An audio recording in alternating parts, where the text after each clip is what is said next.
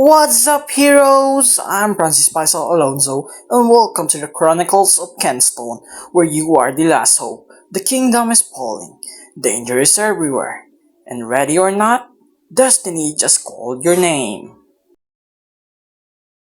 So good day once again. Before we dive into the game, meet the minds behind this adventure. I'm Francis Paisal Alonzo, your game master, joined by Amber Alexo Sonza, our brilliant game designer, and Ken Adrian Ganigan, the original creator of the concept that started it all.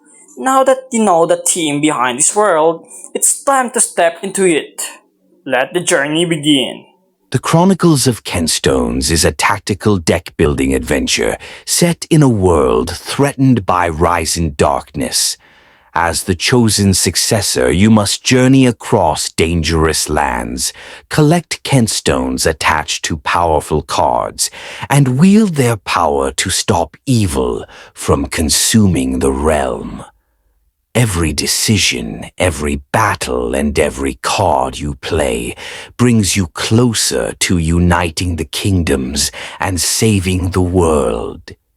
It all started when the kingdom of Kentstone has fallen, during the invasion of the GANIGAN, who stole all the Kentstones.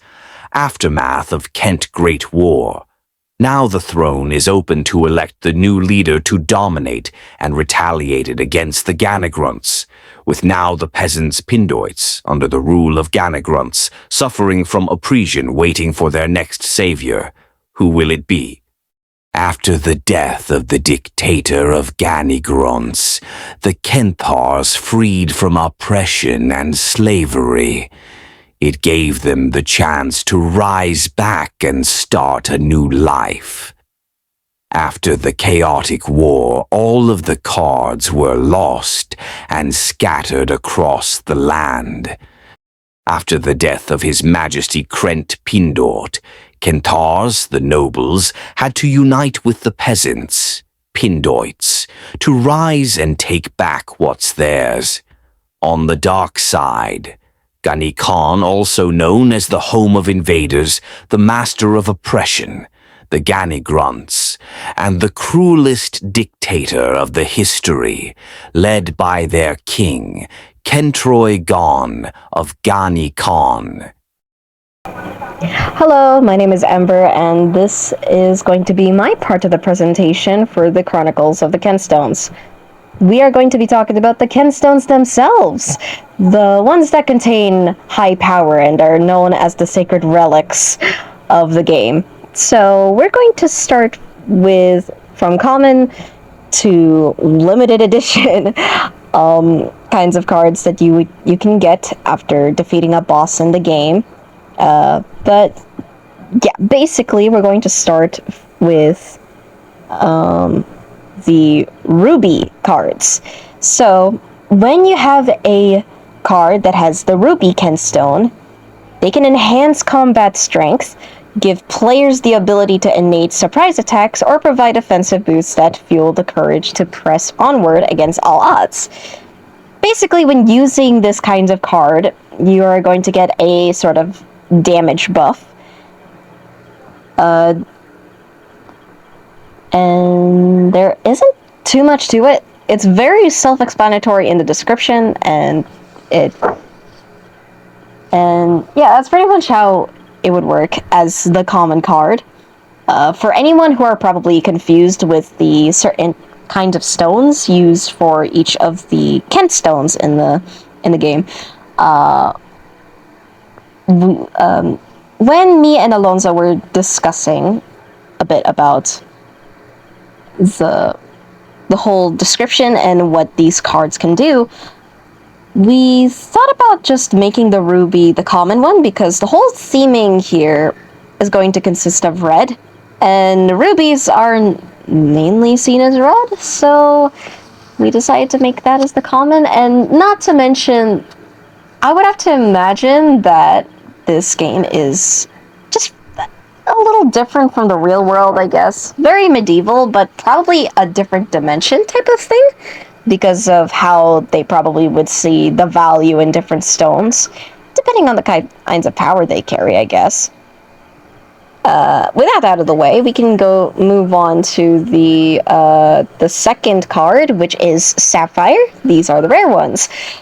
If you have a Sapphire Kentstone card, they allow players to form alliances, temporarily combine forces, or rally in a united front, leading to a powerful boost when working together onward a shared purpose. Or towards a shared purpose, rather. Sorry.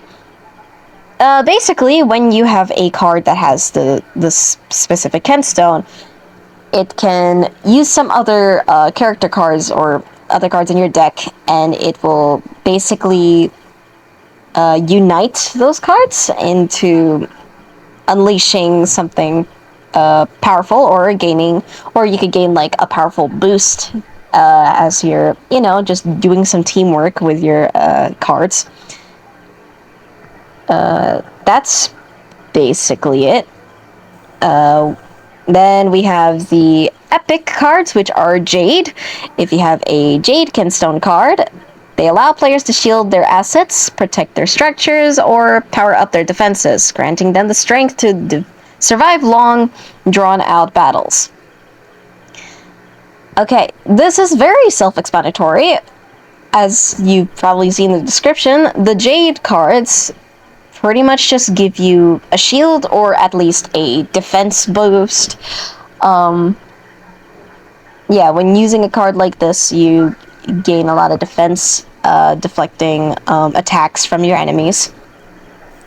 And then we have Obsidian, which is one of the mythic Kentstones. When you have a card like this, it allows players to outsmart opponents, counter their moves, and gain deep insights into the game's unfolding strategy, turning the tide of a battle in an instant. This kind of Kentstone card, yeah, it mainly consists of just you could really come up with interesting strategies when playing with cards like these, to counter the enemy's moves, or you can easily outsmart the opponent with this. It makes sense for it to be a mythic card. But yeah, that's pretty much it for that one. And then we have apparently a limited edition type of Kentstone card, which is the Amber Kentstone cards. Using a card like this allows players to alter turn sequence, replay previous actions, or glimpse the future moves, providing unparalleled strategic advantage.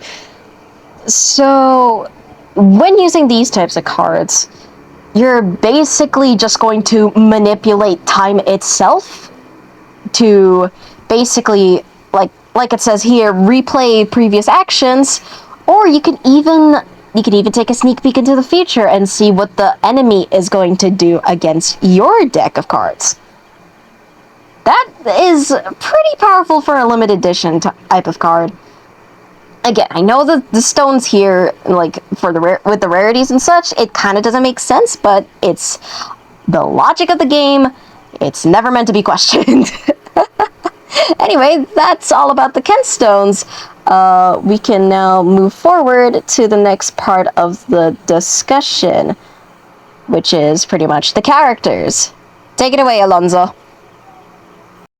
Great Kent of history is a legendary strategist king from the Age of Stones. Realizing that armies alone couldn't protect the realm, he created the Kentstones, powerful artifacts holding wisdom, memory, and magic.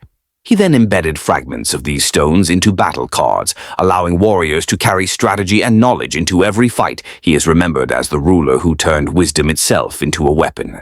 Krent Pindort is the visionary founder of Kentstone and the chosen inheritor of the Kentstones.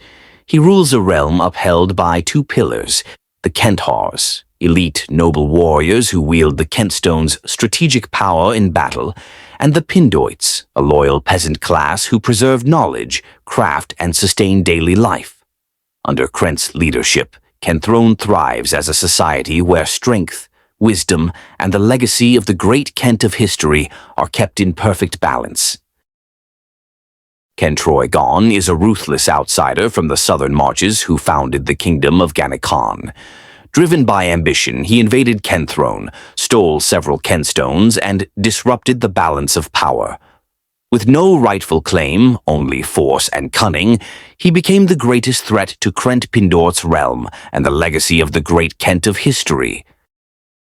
The House of Alonzo was once a respected, noble family entrusted with preserving records, maps, and archives for the realm. Their role made them vital in times of war, diplomacy, and governance.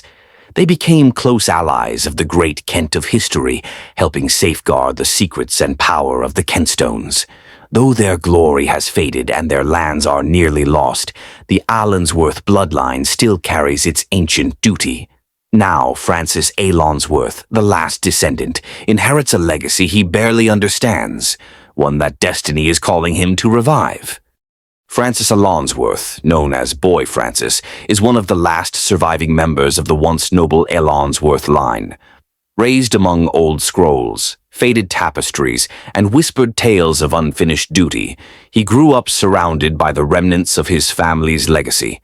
Now serving as a courier and village historian, he lives a humble life, but the blood of archivists and oath keepers still runs in him.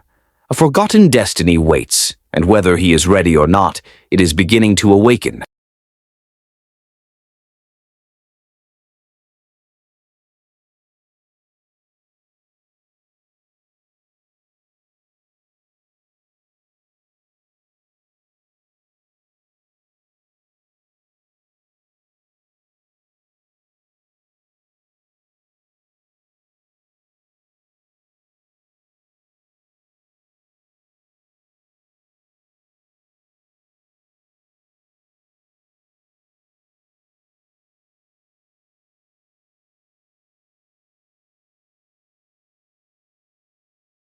In a world shaped by ink and stone, this game rises from humble beginnings, built on a foundation of 2D art and simplicity. Its controls are swift, its movement effortless, and its design crafted for those who dare to enter quickly and master even quicker. With deck-building strategy, mystic Kentstone powers, and combat as clear as steel against steel, it stands as a fast, agile creation, perfect for the spirit of indie development. But greatness is never born without scars. Some buttons still fall silent. The UI remains unfinished, whispers of what it will become. Animations are basic, movement restrained, and the effects, simple echoes of greater things yet to arrive. Bugs lurk in the shadows, stability trembles, and the world itself is still in the making. This is not a finished realm. This is an early build, raw, imperfect, but full of potential, not polished yet, but full of power waiting to be unlocked.